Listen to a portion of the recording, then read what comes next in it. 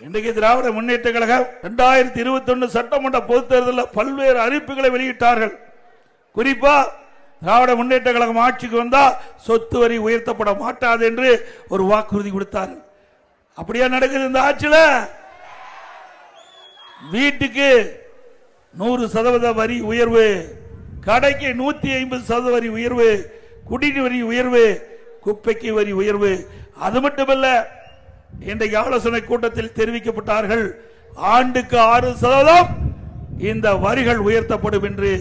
போன ஆண்டு வீட்டுக்கு 100% உயர்த்தப்பட்டது என்று சொன்னால், இந்த ஆண்டு 6% கூடுதலாக வரி விதிக்கப்பட்டு 106% வீட்டுக்கு வரி செலுத்த வேண்டும். கடைக்கு போன ஆண்டு 150% உயர்த்தினார்கள். இந்த ஆண்டு கடைக்கு வருகின்ற பொழுது 159% வரி கட்ட வேண்டும்.